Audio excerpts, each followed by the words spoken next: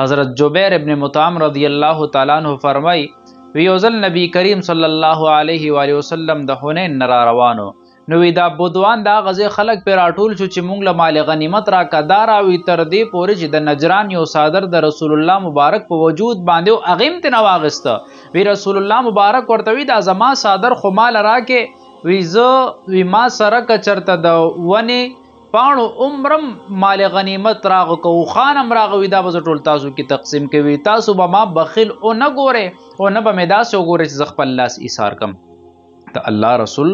خپل زندگی یو د عام بشر غونته ګڼلې ده، د عام بشر غونته تیره کړې ده. مور عایشه رضی الله تعالی عنها فرمای وی رسول الله مبارک بچ کور ته راغې، وی کله به ځان له چپلې وګنډلې، کله به کپړې شلیدلې وی هغه به ځان له وګنډلې. نو ګوره دومره یو لوی شخصیت، یو اعلی مرتبه اعلی مقام والا انسان، هغه د الله په مخلوقاتو باندې شفقت کړی دی، په هغې باندې رحم کړی دی. نو عام یو کسلم پکار دی چې را ځان ته د اوچت نه ګوري.